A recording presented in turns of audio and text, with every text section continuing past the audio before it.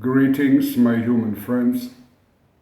This is Rudolf of Germany, the tall white alien, in the body of Karl, his human host, which, as you can hear and maybe will experience during the video, has a cold and might get a tendency to cough frequently. For that, in order to prevent this as much as possible, I have a glass of water to lubricate his throat, and a bit of old-fashioned medicine, which we use to keep him in good spirits. The subject of today will be death. But my friends, do not worry, because death is not the end. It's just a transition time, which, depending on your attitude, may lead you to an even better, uplifting experience. Or the opposite, of course. All of this depends on your attitude and on your development, which you took over the course of many, many existences. The average human has reached a certain level of development as a creature, which would allow him or her to become a spiritual being able to roam freely the different dimensions and choose a life which is noble and fulfilling. But naturally, for these very fine beings,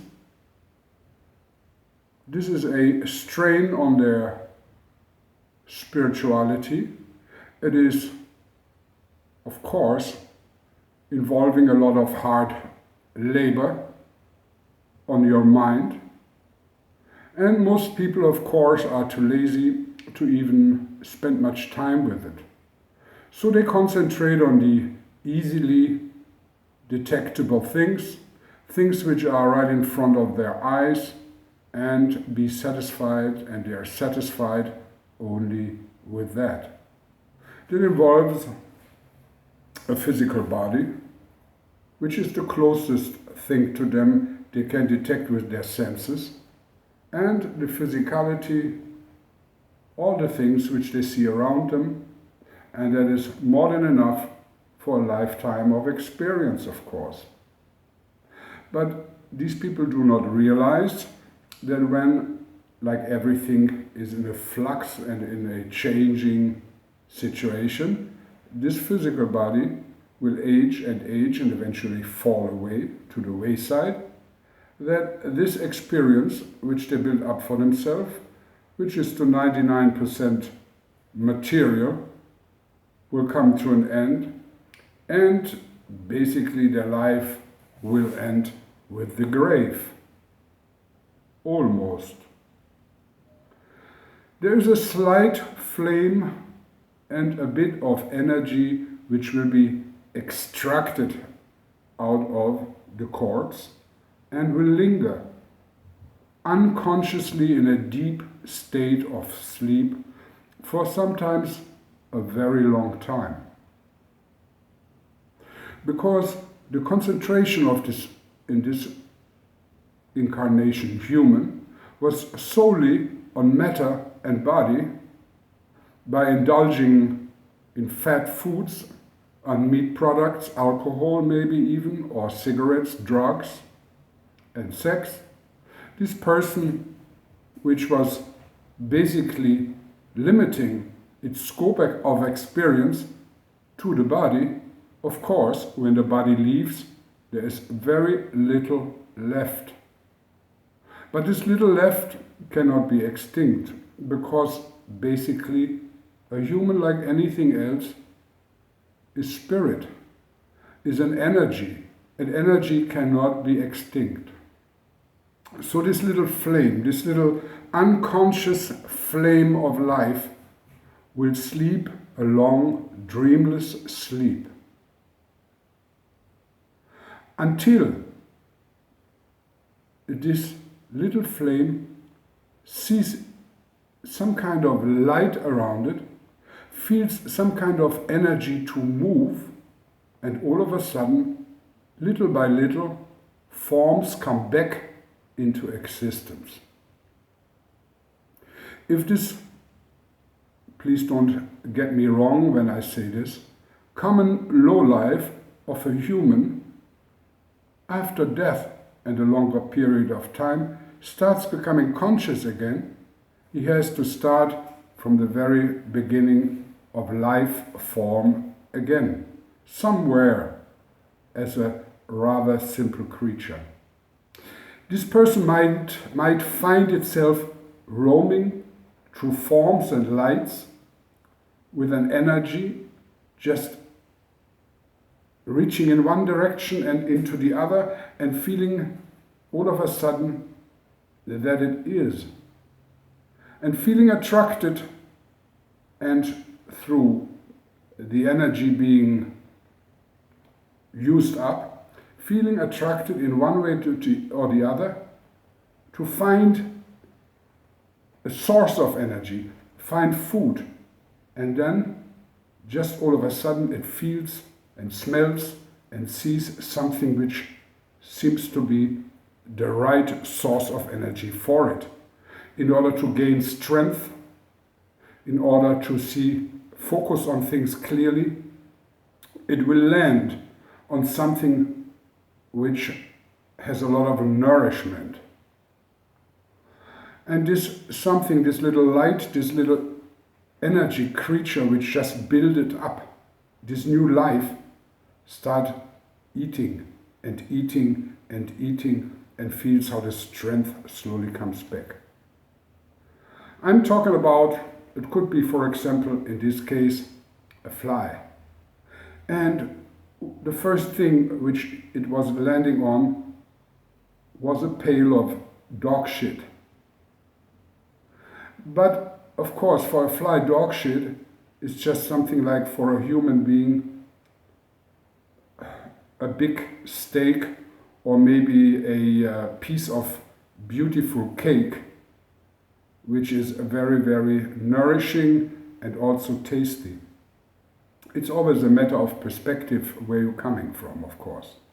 This is usually how an average human being who was very much concentrated during the lifetime only on the body and its pleasures would end up.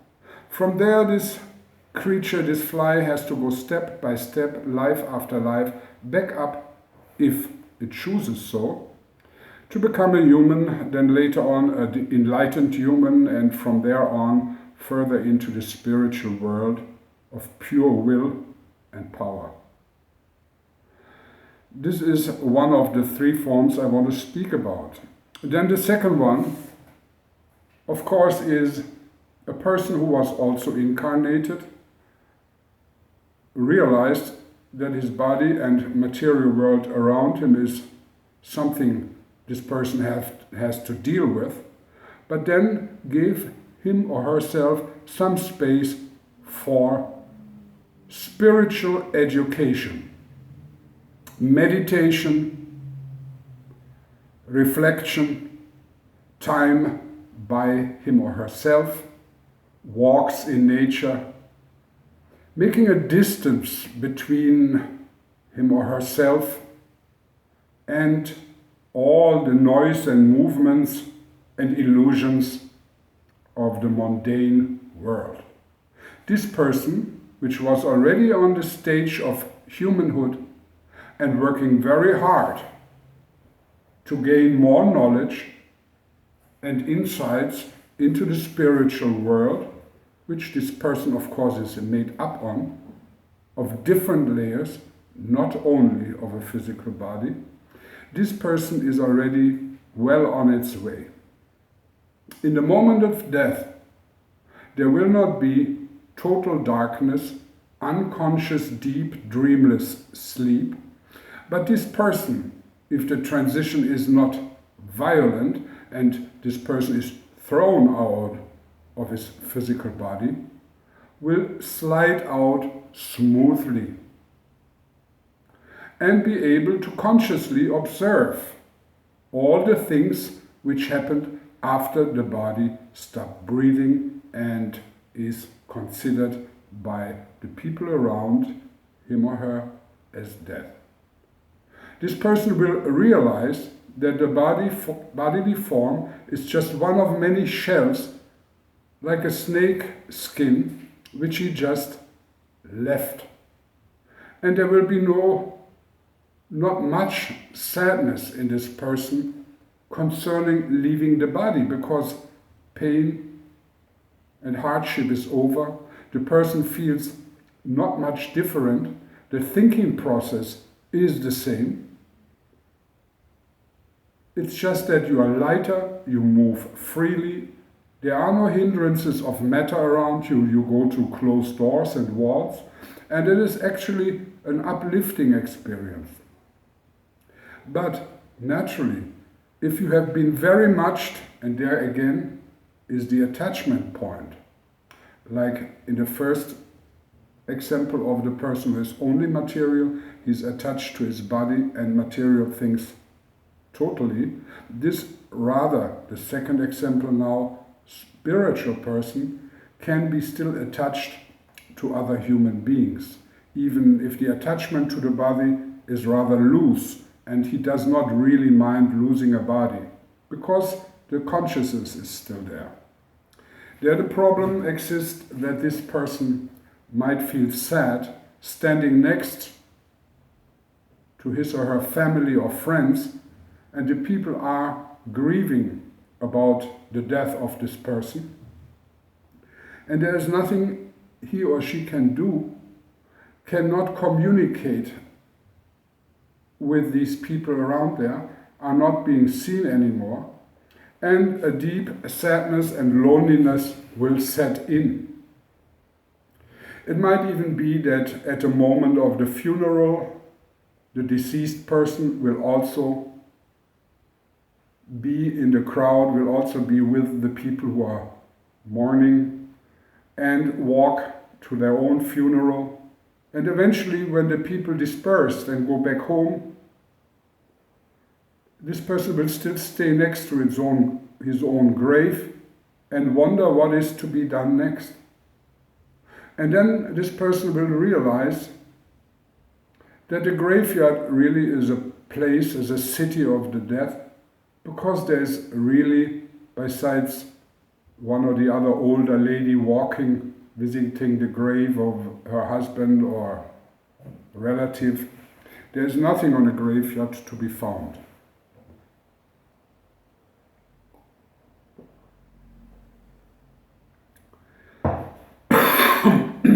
Sorry about that.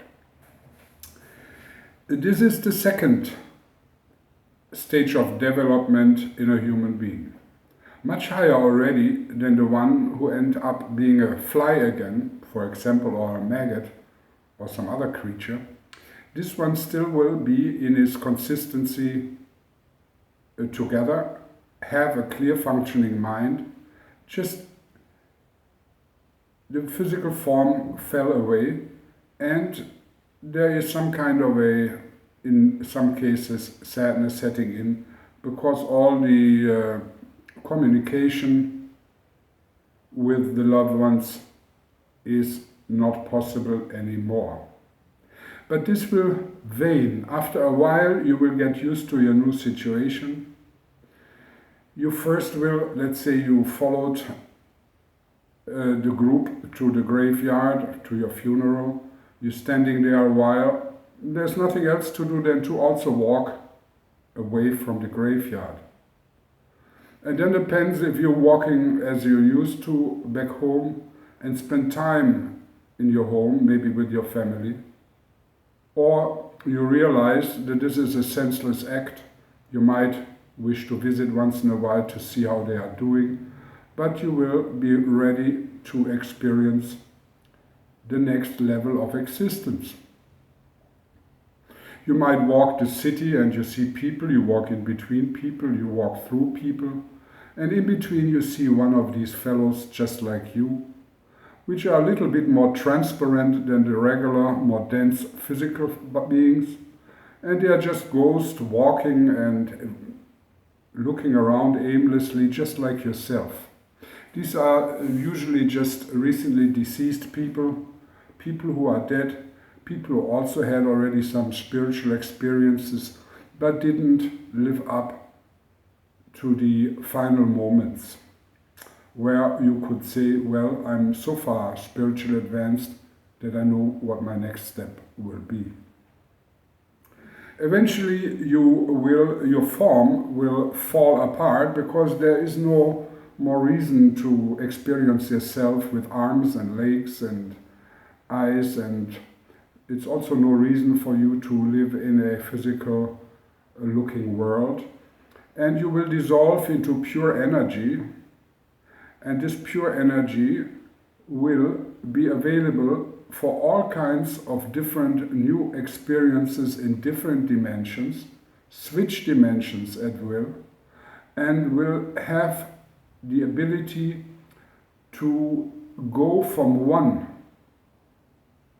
place to the next, from one incarnation into the next, if it is so wished for, or just linger in the state of possibility for eternity. You will be finally, if you keep on fostering your spirituality after death, you will eventually reach total freedom. And total freedom is something unimaginable for most of you. This was the death of the person who is already spiritually advanced during the lifetime. And then there is the third one, which is a sage, which is already during the lifetime still having a body, a physical form, basically lives already in a spiritual world, can see things, can see and switch dimensions, live between the living and the death, take on different forms during meditation and deep sleep. This person, when the moment of death comes, really does not care much about it. His attachment to others in a rather selfish, depending way has already left him many, many decades before. This person, when the moment of death comes, is completely happy about it. Let the body go and do whatever he has done during the time when he had a body already.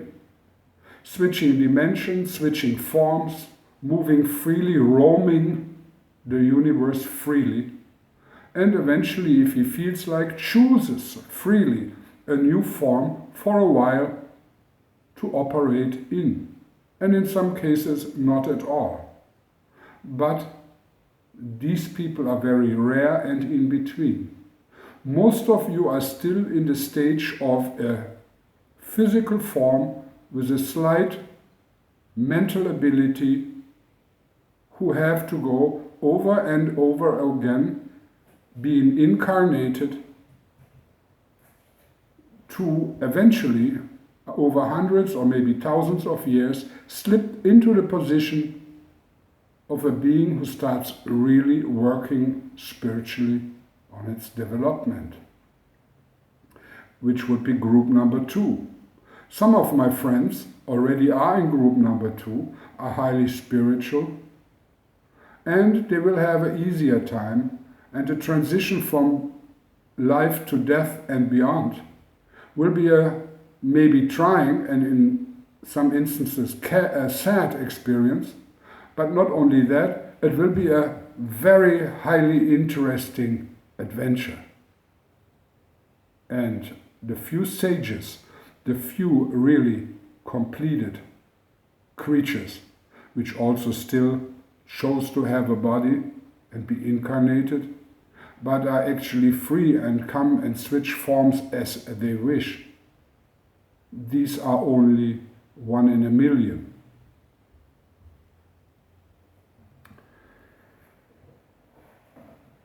This is basically what is to be expected, but please remember, it all depends on you.